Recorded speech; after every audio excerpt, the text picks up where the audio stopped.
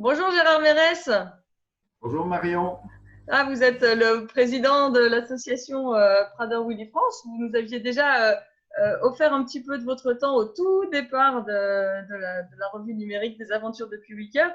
Et puis, on voulait vous donner la parole aussi pour conclure, hein, pour nous envoyer un message d'espoir pour toutes les familles qui vous écoutent. Eh bien, pour lancer, pour parler d'avenir, le mieux est de parler un peu du passé. En 1996, l'association Prader-Willi France s'est créée. Le but premier, c'était de réunir les familles et d'échanger, de mieux connaître le syndrome, ses manifestations. Et puis, au fil du temps, s'est mis en place les centres de référence et les centres de compétences. Les centres de référence, tout de suite, on s'est dit, c'est une opportunité, il faut qu'on s'approche d'eux pour travailler en parallèle, nous, familles, avec notre vision et eux, professionnels, avec leur vision. Et on a couplé ces deux éléments. Il y a eu des projets de recherche qui ont été lancés. Les fonds qui ont été recueillis sont partis intégralement à la recherche et il en manque encore, malheureusement. Donc, des projets de recherche qui ont été d'abord à orientation pharmaceutique pour trouver un médicament qui va améliorer la vie des enfants. Ce médicament, c'est l'hormone de croissance en priorité et un tas d'autres petits éléments qui sont venus se greffer. Il n'empêche que malgré tout, on s'apercevait que l'évolution des enfants n'était pas encore celle qu'ils devaient pouvoir avoir. Donc, on s'est lancé dans des recherches en sciences humaines et sociales. Alors, les recherches les plus récentes, ce sont la lecture pour les enfants, comment ils accèdent à la lecture, quel est leur mécanisme propre pour pouvoir s'approcher d'eux. L'autre élément, c'est la planification pour réaliser une action, comment ils s'y prennent. Nous, on fait ça de manière automatique. Pour eux, ce n'est pas aussi évident. Donc, on a beaucoup travaillé sur le sujet. Et comme tout projet de recherche, on arrive à un aboutissement où on sait mieux comment se déroulent les choses. Mais maintenant, une fois qu'on sait, qu'est-ce qu'on fait avec?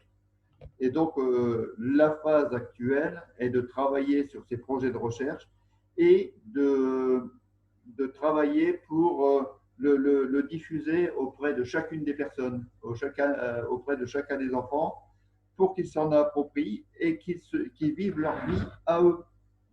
Pas la nôtre, pas notre raisonnement, mais leur vie à eux.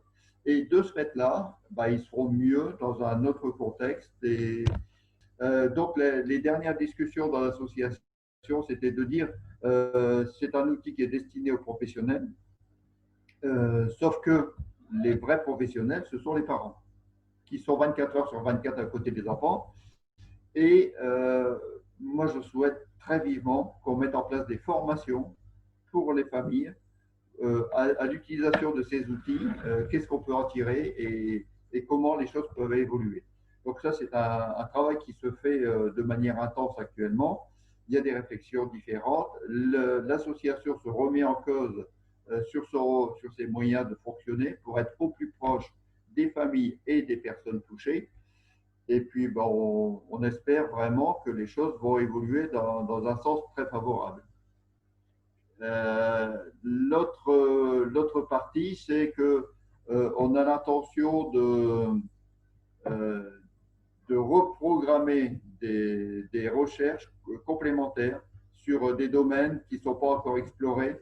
Et dernièrement, j'étais avec Maïté Taubert, qui est la responsable de recherche pour le syndrome de Prader-Willi, qui me disait qu'elle avait encore beaucoup de projets à travailler. Et là, on les accompagnera parce que l'association est là pour ça. On a eu un travail autre qui a été l'accompagnement des professionnels qui accompagnent nos jeunes parce qu'ils ont un fonctionnement particulier. Les professionnels qui accueillent nos enfants ont une vision très très large de tous les spectres des personnes qu'ils peuvent avoir et nos Prader-Willi sont un peu particuliers. Donc, on a mis en place des formations dans des établissements qui accueillent des enfants pour pouvoir dire attention, ne fonctionnez pas comme ça parce que ça risque d'aller mal. Voilà. Et le but était de leur donner toutes les chances de se développer sans à-coups, parce que les à-coups sont préjudiciables. Ça peut amener du surhandicap à ce qui est déjà à régler. Donc, ces formations se généralisent. On en fait une trentaine par an. Malheureusement, aujourd'hui, dans des situations où il faut intervenir en urgence, mais on espère de plus en plus intervenir par anticipation au moment où la personne arrive dans un milieu, qu'on prépare ce milieu et qu'on dise attention, ne faites pas ceci, ne faites pas cela, sinon vous allez au clash. Et donc, voilà, c'est un gros travail de l'association et c'est très chronophage.